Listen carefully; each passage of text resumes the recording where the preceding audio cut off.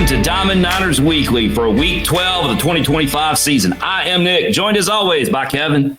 Hey, what's up, Niner Nation? With producer Brad, making it all go. Hey. Okay, boys, we got a big show here, but first, we'd like to check in with everybody. How y'all doing? What's going on? Doing good. It's a busy time of year. Lots of baseball going on in our household. Yeah. How about an update from Coach Harward? What's going on with middle school baseball? What's going on with AU? What's the latest? Well, middle school, Dylan's team, they got one more game, but they clinched their championship yesterday, so they won their league. Blake had a good tournament, 9U. They finished second in their bracket this weekend, so everything's looking good. Excuse me, I said 8U, didn't I? It's 9U. Yeah, big difference. Big difference. Producer Brad, what's new in your world, buddy? Kind of same old, just trucking along. Watching Niners baseball. That's what we do. Watching Niners baseball and hoping for some vacation sometime soon. Yeah, man. This is my last week of class. We got final exam week next week. It is crazy right now. It's just going to be crazy for another week or 10 days, and then it slowed down a little bit. But yeah, man, this time of year, just so much going on, like Kevin said. All right, let's jump right in. We've got a great guest for you tonight. Somebody where we have been wanting to talk to this guy. I don't know, Kevin, since the fall.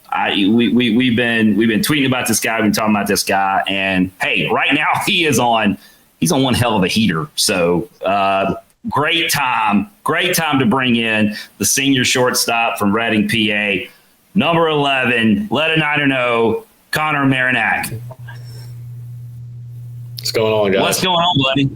Nothing much. How you guys doing? And we're doing great. I mean, why wouldn't we be? I mean, the Niners are on a nice streak. You're on an even better streak. Just got a win last night in Bowie's Creek. So there's nothing to complain about. I can't think of anything. Let me ask you this, because I alluded to it. Let a Niner know. That phrase seems to have stuck to you. Where do you come down on that? I just kind of started the one day I put on Twitter. I guess a lot of the student body that sits right behind our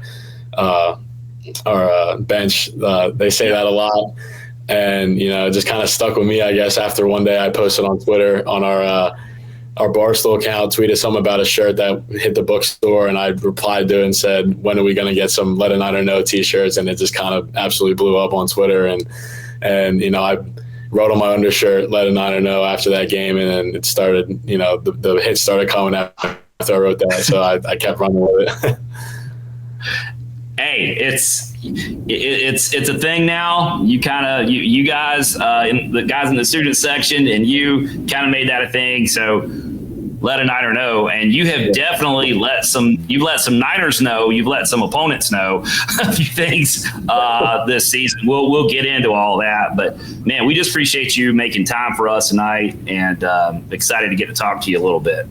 Yeah, absolutely. Thanks for having me on. So let's go. Let's talk a little bit about the hometown here. You're from Reading, PA. You're a Philly area guy. We see you all the time. You're always tweeting little Eagles, but tweeting a lot of Phillies this time of year. So tell us about your hometown and your experience growing up. Yeah, Reading, PA, kind of a small town, but we have really good baseball growing up. Especially, we had my conference. Our county growing up, competition was great. A lot of Power 5 guys. So I've been playing against some pretty good competition my whole life. And, big diehard Eagles and Phillies fan. Kind of started, I would say, from my parents. My dad's a Braves fan, so it really doesn't equal out. But just always on TV growing up, and I kind of fell in love with like the Utley, and that was my favorite player growing up. And then after that, kind of just stuck. You can ask anybody here. I watch them every night, live and die with every win on Twitter. And after the Eagles won the Super Bowl, of course, that was ridiculous. But just diehard Philly fan, and love going to the games growing up. And a lot of good, concerts up in Philly too at the Link. And, I saw Kenny Chesney, Luke Combs there. So, I mean, the area is just great. Always something going on up there. And, the games, especially playoff games, both, Phillies and Eagles up there, the atmosphere is unmatched, to be honest. I went to Phillies Marlins wild card game last year, and it was the coolest game I've ever been to. So, I mean, the atmosphere up there, and there's always something going on in that area for sure. Do you have an Eagles draft grade for us? I would say a B. I feel like Howie kind of played it conservative. He didn't want to, trade up or do anything nuts. But he got his defensive guys, so we'll see. We lost C.J. Gardner, so it's good to get a lot of defensive secondary there. So he did all right. We did good. We'll be all right. We'll be good. Fair enough. So, Connor, growing up, I know you obviously played baseball a lot. Did you play any different sports up through high school or middle school? Or Yeah, I actually I played football, baseball, and basketball until my senior year of high school. Our football team was really, really good. We lost in the state semifinal game. I played quarterback, and I came off the bench a little bit for basketball, and was a shooting guard / point guard. So I feel like playing all three definitely helped me even more with baseball. It kept me active all year long, and even when it got around to baseball season, even though I was working on it and throughout even playing football and basketball, it just made me want to go to baseball season even more. And it was finally baseball season, and I got the lock in, especially on that. And I've always loved baseball more than the others, but it was really cool to take things from the other sports and apply it to baseball as well. We talked a little bit about before the show about your recruitment process out of high school. You had a COVID year during your junior year. Take us through your recruitment process when you were in high school. Yeah, I didn't really get much out of obviously my sophomore year. I was half JV, half varsity my freshman year, and then sophomore year I started on varsity, but didn't really, I was small on the smaller side and didn't really, get much. The numbers or anything. So, and then I hoping to have a big junior year, and then COVID ended up hitting. So it shut everything down. Didn't really get to play in any spring tournaments or anything like that as well. And so I was trying to get to as many, once stuff started opening up again, try to get to as many college camps as possible and in front of as many college eyes as possible. And again, I really didn't fill into my body as much. I was, really kind of on the skinnier side and didn't really have much, I fell in love with the weight room yet. And, Coach Egbert at Misericordia was one of my first offers. And, I've always been told go somewhere where you're wanted, and they wanted me really bad. And they had a vision for me there. And, I came in my freshman year and started right away and had a really successful career there. So, I fell in love with it up there on my visit. The coaching staff was like a family.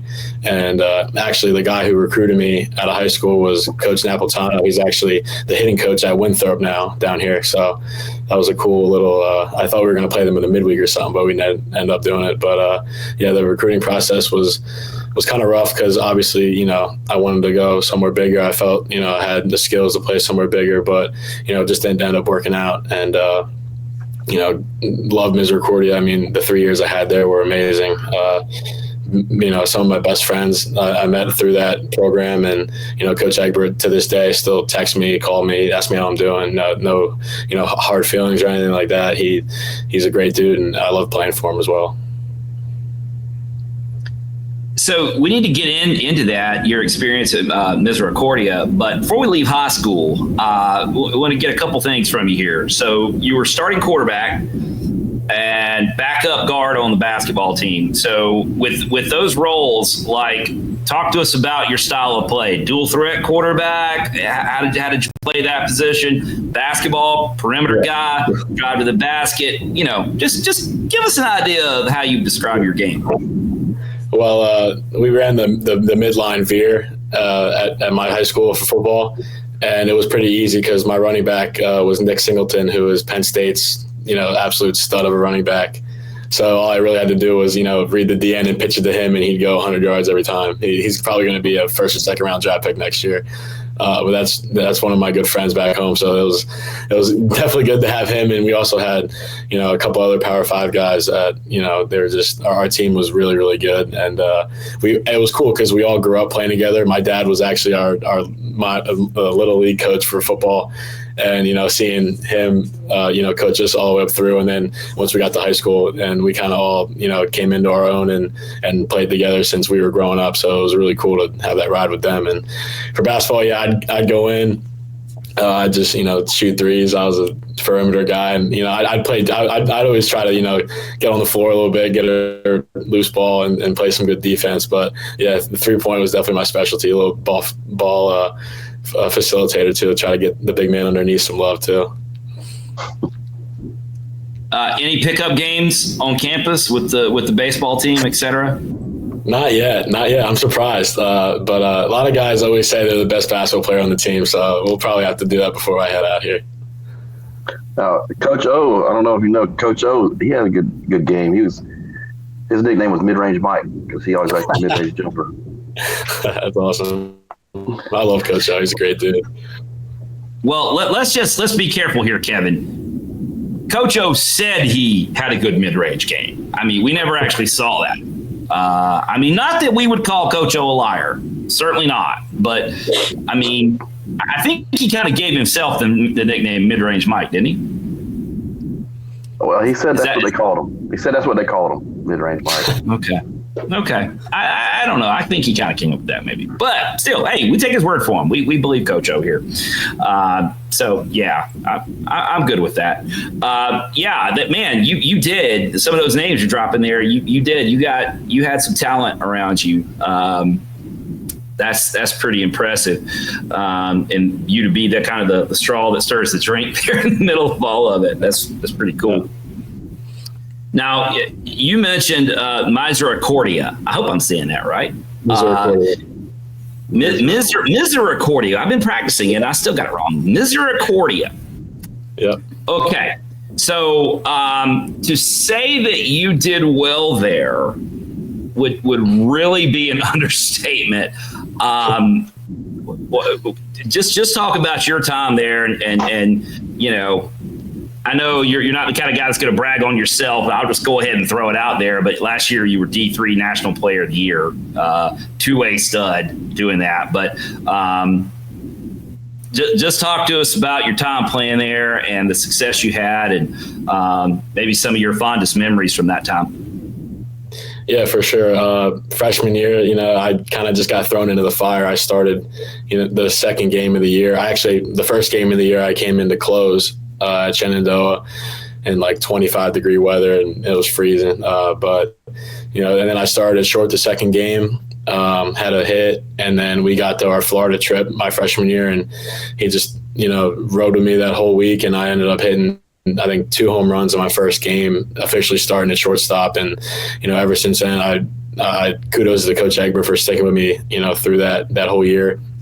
A lot of ups and downs, but ended up winning the conference freshman of the year that year. And actually, a funny story, the shortstop for North Carolina that we played the other week was the D3 MAC, our conference player of the year that year as well. So cool that, me and him played against each other again last week. But sophomore year was kind of tough. Teams were starting to figure me out a little bit. My name was getting out there, and, I really wasn't getting, having the success that I had my freshman year. And so I kind of sat down with Coach Egbert and was going over adjustments. But, I feel like he stuck with me obviously the whole year, and we ended up going to the World Series that year. Everyone was brand new to that. They haven't been there since, I think it was 2018 or 2016 was the last time they went to the World Series. So it was been a while, especially for Coach Egbert too. And, we won our first game there, and then game 2, I had we were playing the number 1 team in the country in Johns Hopkins, and I had a brutal error while we were up by 5 or 6, and they ended up coming back and beating us. And that stuck with me for a while. Coach Egbert will tell you, like, that kind of fueled the entire offseason and even my next junior year. But I ended up playing in the Valley League my sophomore summer. or going into my junior year that summer. And I feel like that completely changed the course of my career because, playing against Power 5 guys every night and playing against that level of competition, even though I didn't do as well as I would have liked, going back to Miz after that summer for my junior year, the game completely slowed down for me. And, playing against, the guys that I used to think were, throwing harder or, had really good stuff. It was like nothing now because I've played against all those, Power 5, D1 guys in the Valley. And so, from the start of my junior year, I made a big adjustment going from a stride to a no stride in my swing. And that kind of, just made my swing feel more on time for every pitch. And, that from the beginning of that year, it just kind of took off. And I was playing the best baseball I've ever had, pretty much. And, that group that we went to the World Series with my junior year, which was last year, that group that were they were juniors when I came in my freshman year, and they all stayed for their 5th year and came back. So it was a very senior-led group. And, those guys were like older brothers to my class, and it was cool to do with that group. We've been through a lot, especially with that group. And for all of us, we were such a close group. And for to win the World Series, it was really special, and it was cool to see them go out that way as well for, their last year. And I ended up getting that award. Actually, I was on my way down here on a visit while my dad called me and told me that I got that National Player of the Year award. So that was a cool moment. I was literally on the highway about 30 minutes from going on my visit to Charlotte when I got that award. So it was definitely a cool phone call when my dad let me know that I won that. Where did you play in the Valley? The Culpeper Cavaliers. I love the Valley League. I have not been to Culpeper, but I've been to a game at Winchester. The community is just out there. It's very. I mean, it's Americana. It's especially when you play. It'd be like a random Wednesday night, and the town shows out, and it's awesome. I mean, they live and die with every win, and it's a really cool spot. Pretty much everywhere, even the away games get absolutely packed out there down there too. So I thought it was a great spot, and competition was always good. I thought so. Yeah, fan of the Valley League. Yeah. You had a great junior year, Connor, and you ended it with a national championship. Not many people can say that they won a national championship in college. Take us through that, the series, winning that national title. Yeah, so the final series was against UW Whitewater. They were absolutely stacked. I mean, 1 through 5 of their lineup could be anywhere in the country right now if they really wanted to, but they ended up all staying. And I think they're the number 1 team in the country right now for D3, so they're having another really good year. But, we won game 1. It actually everything got screwed up because of rain. So they moved our game was supposed to be on a Thursday, got moved up to Wednesday night. So our starter wasn't on full rest. And it was a high scoring game. Maybe it was like 15-10 or something like that. We ended up out scrapping them. And, after that game, we had a day off. And then game 2, our number 1 pitcher, our lefty, he was an All-American as well.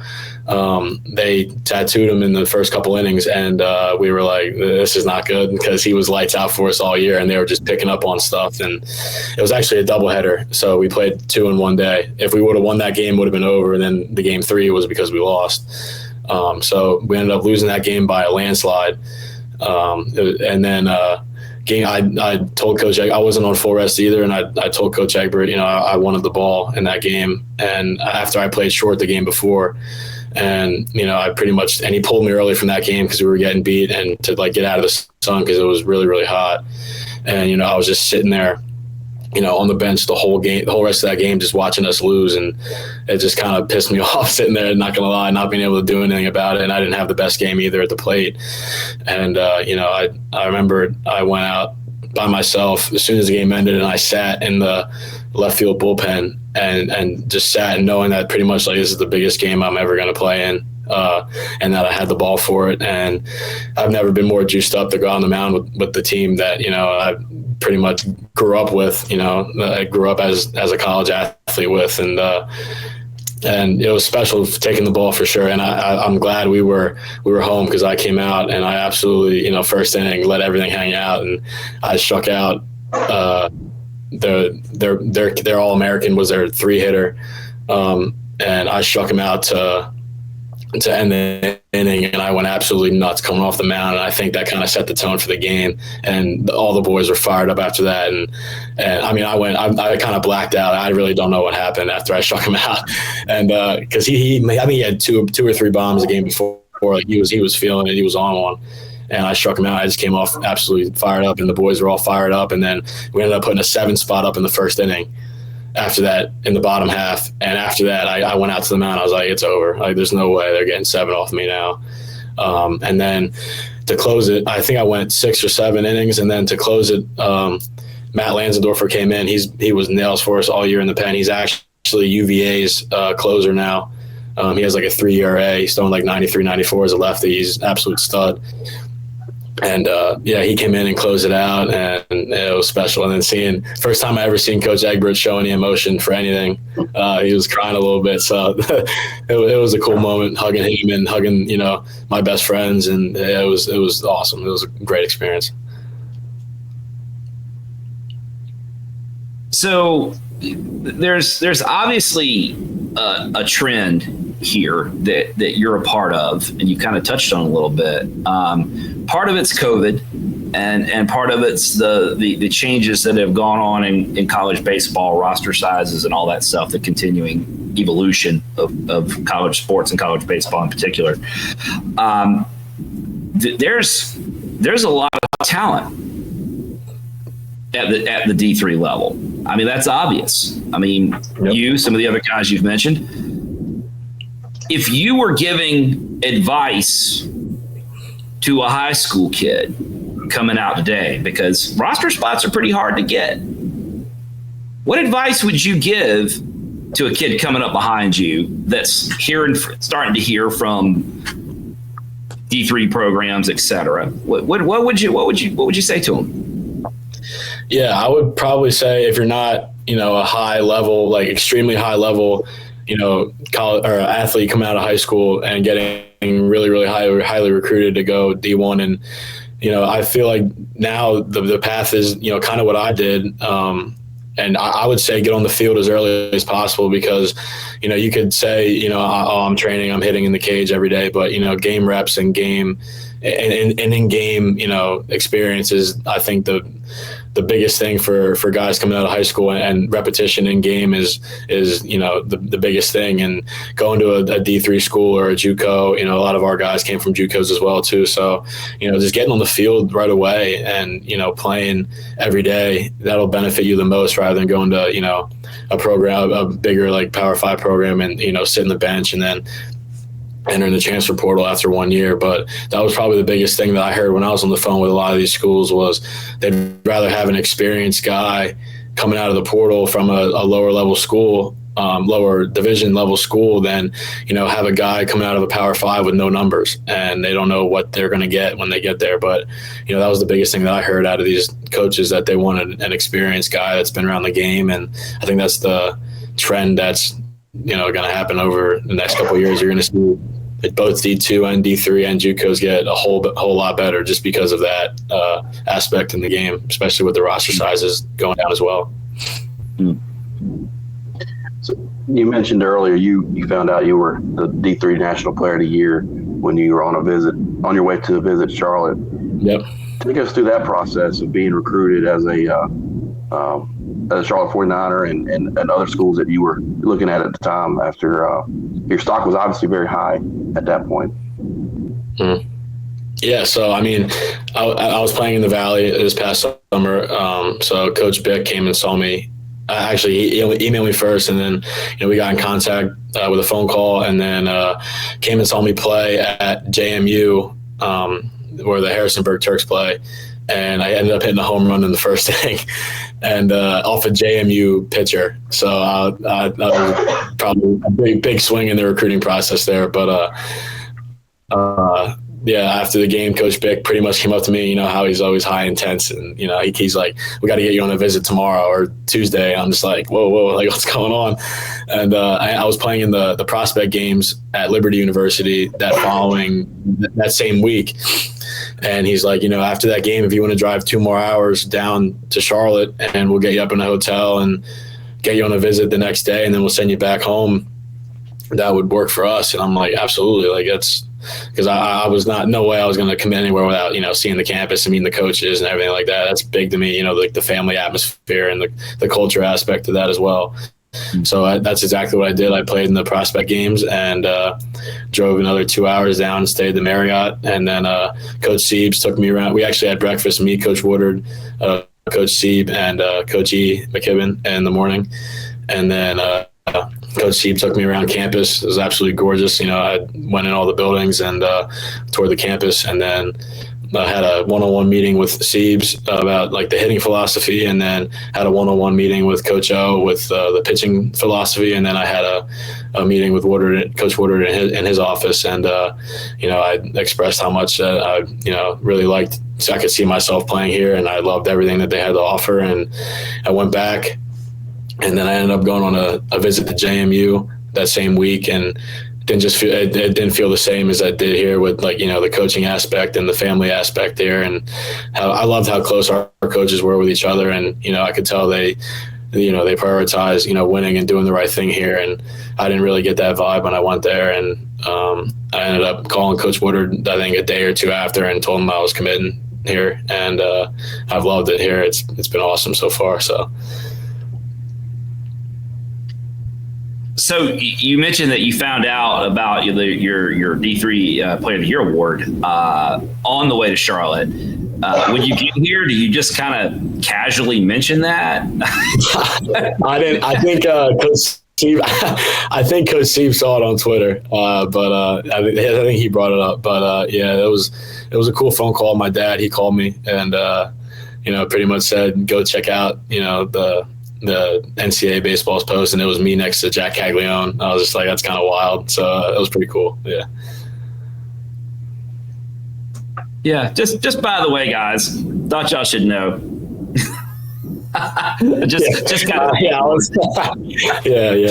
But no, that was a really cool award. Because the kid that ended up winning the ACBA did their own thing and did theirs, but I think he ended up getting drafted in like the 10th round. He was on his way to Kentucky before he got drafted, so he was a stud too. So it was cool that he won one and I won the other one. So it was a really cool phone call, and I'm happy that it went that way for the NCAA one for sure. Well, it sounds like you had. Well, it doesn't sound like you did. You did have a wonderful experience at Misericordia. Like, it must have been really hard for you to make that decision to leave.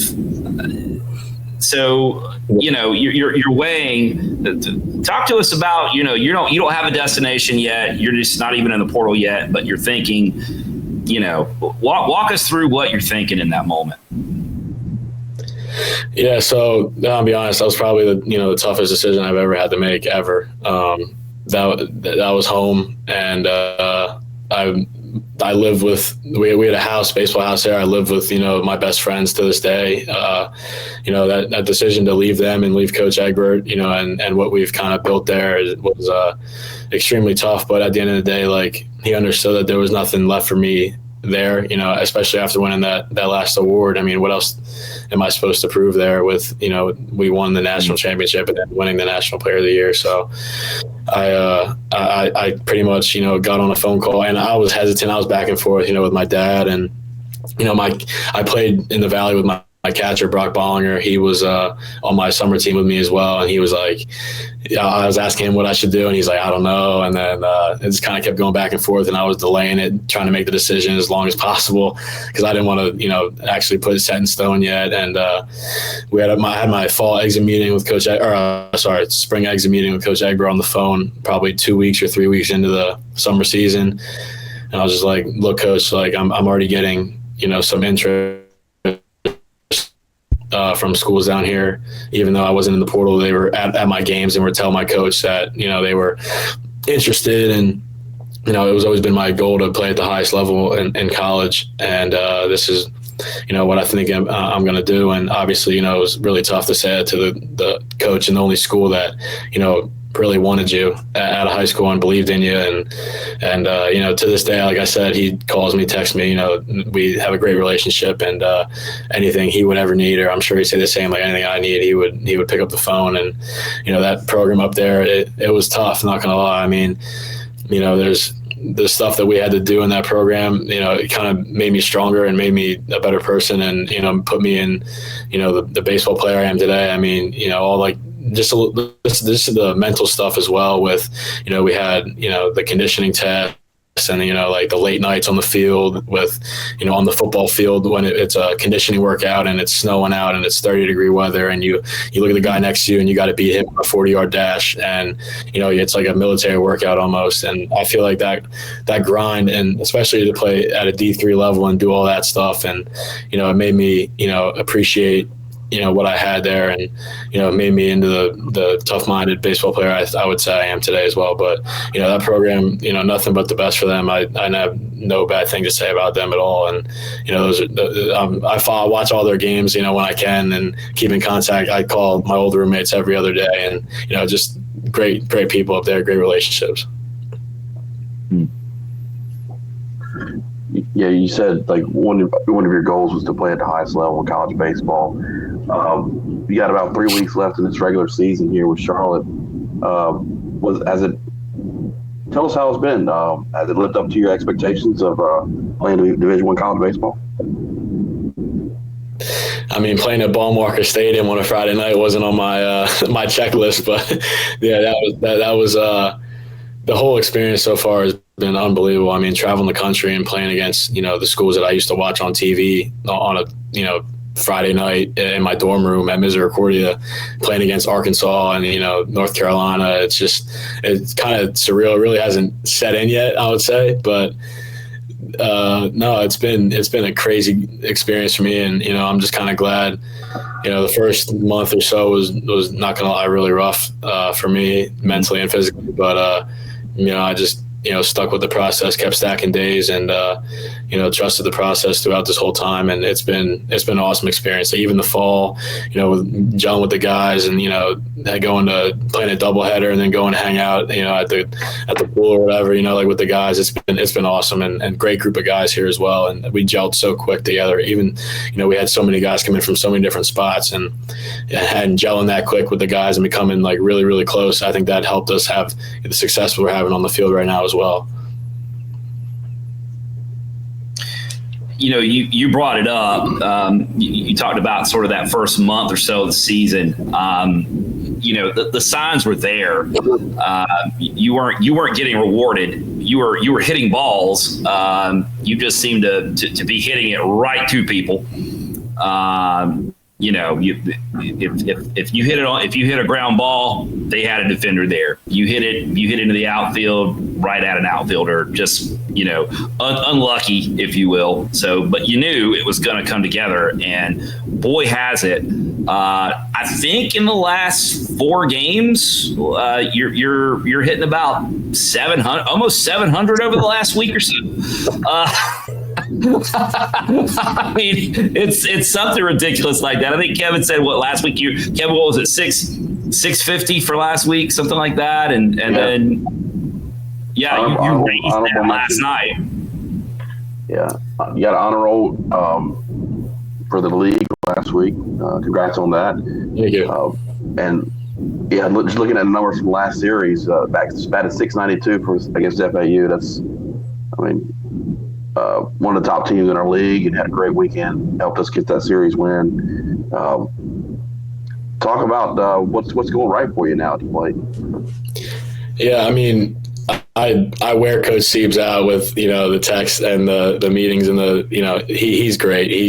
He works with everybody. And when someone's not feeling right or someone's their swing feels off, he's the first one there helping you out, and he's helped me out a bunch. I mean, like I said before earlier in the show, I used to have the no stride swing, and he really came after I was having I was hitting the ball well, but it wasn't fluid. It wasn't as good as I thought I could be hitting it, and he thought of the same thing as well. And he kind of changed me back to a little stride, little toe tap, if you will, like just get the foot down early, and that helped create some rhythm in my swing. And I feel like that's what's kind of taken off now is I'm on time for everything, and everything feels smooth going to the ball, and I'm staying in my legs, and my takes are good, and I'm not coming out of the box too early, and I feel like I'm seeing it deep. And he works with all of us tirelessly. I mean, the other day it was our off day or OYO day, and me and Dawson Bryce were in there hitting together, and he came down and just talked with us, asked how we were feeling,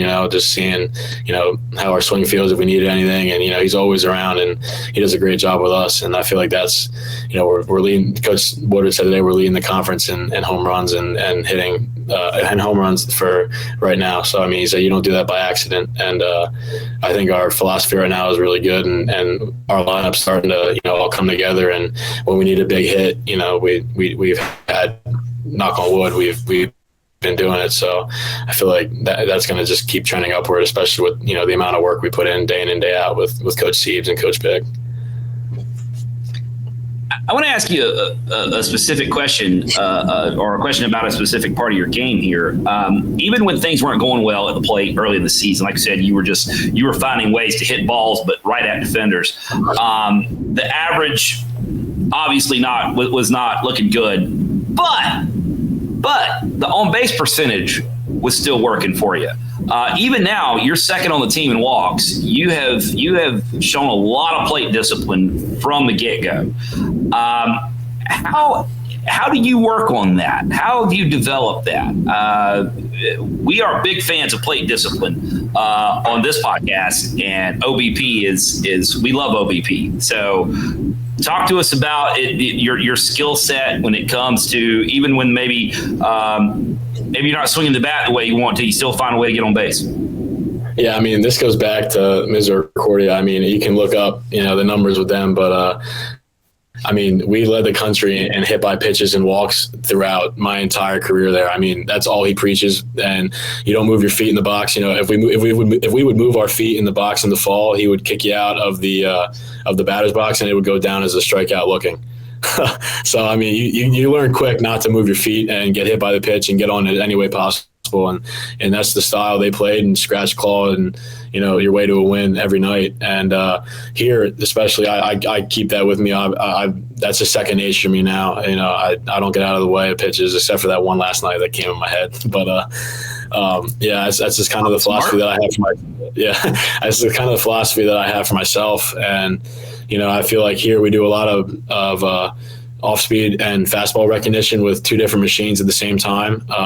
Coach Siebel will do random BP, one machine shooting a curveball, one shooting a fastball, and you got to be on time for the fastball and react to the curveball. And that's helped me a lot, especially this last couple of weeks, seeing the ball well. And I've been attacking early in the count and trying to get pitches I can handle early, something I can drive early in the count, off speed or fastball, and just trying to get the bat on the ball and hit it up the middle or in the gaps as much as I can. Because I know, especially on Friday against Beard, he had a really, really good off-speed stuff for FAU, and I knew that I had to get my bat on the ball early, or I wasn't, going to put a good swing on it later in the count. If I got the two strikes, I was just going to, do my best to get on base any way I can. So that's always been my philosophy is, seeing the ball out of the hand as long as possible, and try not to chase on the outside stuff. But that's been my MO, I guess, since Misericordia. That was their philosophy, and it just kind of stuck with me. It's definitely been working out for you lately, and this season's been great for you.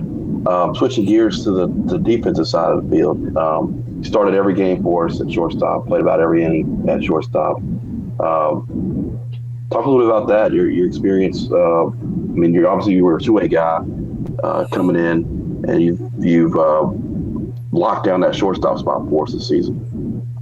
Yeah, I just appreciate, Coach Woodard sticking with me through, the unfortunate first half of the season. But I always have taken pride in my defense. I feel like that's probably one of the strongest parts of my game. I pride myself in, making obviously the routine play, but any ball that I can try and get to, I try and get to. And I love, coming up on that play on the run and throwing that kid out when he thinks he has a hit. That's my favorite thing. And I think it really helped me kind of settle in, having Chandler Riley up the middle with me. He's a veteran guy. He's been around at this level for 3 or 4 years now. And, he kind of calms me down. He calmed me down in the beginning of the season when things were going my way and kind of locked me back into, there's still a job to do. And, you still got, you got to make a play here. And I think having him and that veteran, approach to the game and having the experience that he's had throughout the years at this level helped me at shortstop and make me feel comfortable at shortstop. And I've been playing short my whole life, and I played a lot of third base in the fall too as well. So it was good to get that experience. But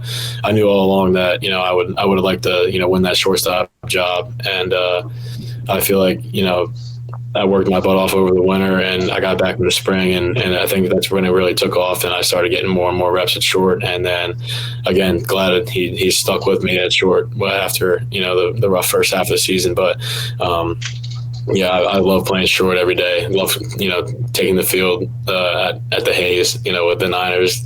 And, it's been a really cool experience, especially, playing Friday nights under the lights at the Hayes. It's awesome. So, and we talked to you a little bit about this before we started recording. So we're gonna tread lightly here. Keeping in mind this is a family-ish show. You have, well, first of all, I think we've made it clear that we're fans of Philly guys on this show, because thinking back to Nate Furman does no wrong around here. But you're in that same model, that same mode of you are a gritty, gutty player, and you are definitely not afraid to lead by example, first of all, but also to mix it up a little bit. You're not gonna be a pushover. So I'm thinking of two plays that maybe you can give us the family-ish versions of.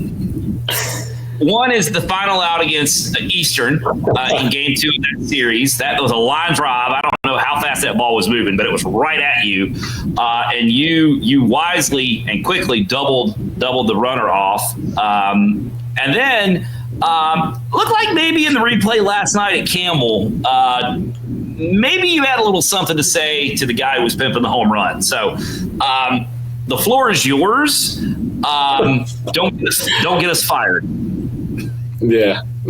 No, I mean, that's how I play the game. When the game calls for it, I get pretty animated if I need to.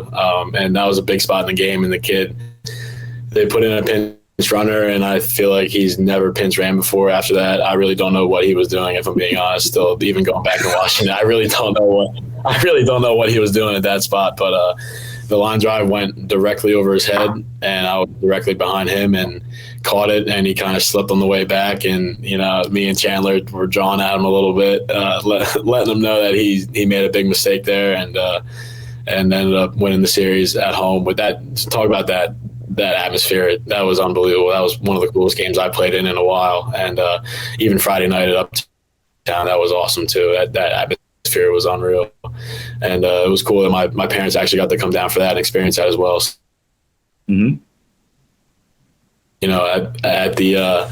At last night's game, after the kid pimped the home run, I really didn't even look at the ball, because the kid put a good swing on it, and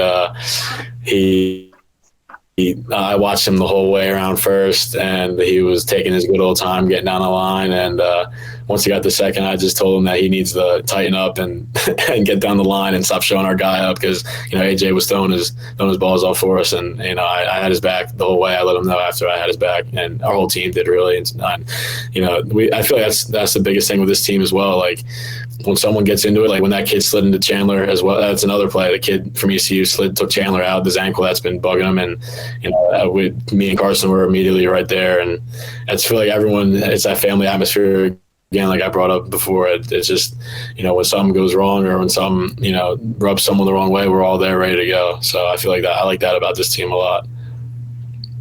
Yeah, sometimes you just got to let somebody know, right? You got to let them know. Absolutely. Yeah, absolutely.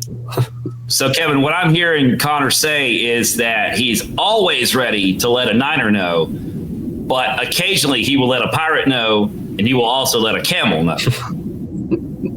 Yeah. Okay.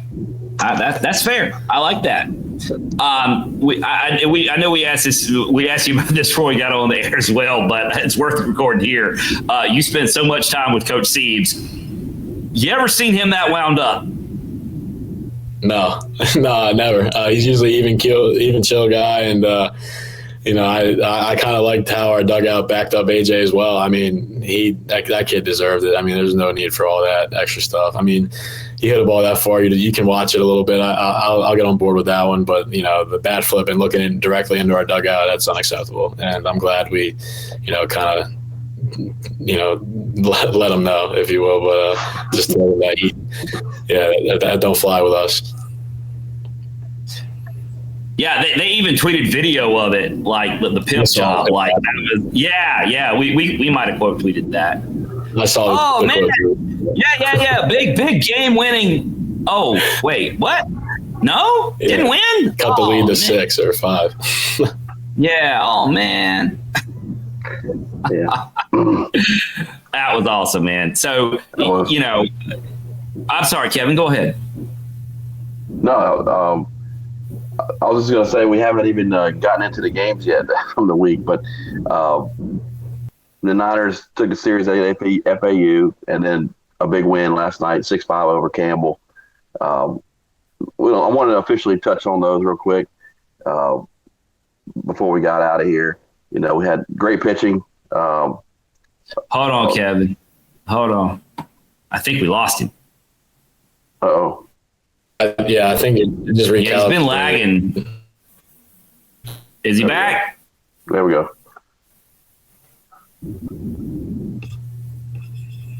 There we go. We good? Can you hear us? Yeah, I can now. I don't know what happened. All right. The Wi-Fi, it's good. I think we're good. If I need to go on my phone, I can, but I think it should be good now. No, I think we're good. Yeah, in fact, right now you seem even a little better. So go ahead, Kevin. Ask your question again. I was going to take a step back and go through the games real quick. Big series win against FAU this past week. Had a lot of great pitching, great defense, great offense. Talk a little bit about what's going on in the clubhouse with the dugout. How's the feelings going now?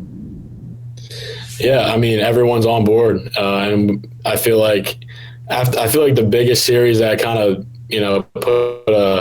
put an exclamation point on the fact how good we are is the Arkansas series, and the fact that we had all 3 games against one of the best teams in the country. And Coach Woodard, after that last game that we lost, he was like, we can compete with anybody in the country. And I think after that post-game meeting, we all, bought in and believed even more. And these last couple of weeks have been really good. And, right now we're playing really good baseball on all aspects. Defense has always been there. And right now, even with the timely hitting and, we're getting guys on our lineups. And, I feel like we're clicking at the right time, especially right before conference tourney time. And I feel like it's only going to trend up, or like I said before, and this group is really close as well. And I feel like that just feeds off each other as a result. So with you mentioned some of the places that you get to go and the parks you've gotten to go to. Visiting Reckling Park in Houston this weekend to play the Rice Owls. What have you guys gotten into your Rice preview yet? I know you're probably catching a flight sometime tomorrow morning, but what can you tell us about to look for this weekend? Yeah, I've never been to Texas, so I'm excited, to go down with the guys. And we know Rice has really good arms, and we're going to need to get on them early. That's Coach C's biggest game plan with them is to, attack early and put pressure on them. And, we know going down there is going to be a tough battle. It's always tough playing on the road, Friday nights especially, facing their dudes. And, anyone can beat anybody in this conference, I feel like. So going down there, obviously getting game 1 and then trying to win the series from there and getting all 3 after that. So I feel like that's our biggest game going into this week, and, attacking their arms early and just keep playing the way we've been playing the last couple of weeks. Yeah, it's going to be a big weekend in the conference. We're sitting there in 3rd place behind UTSA and South Florida. Oh, by the way, they're playing each other this weekend.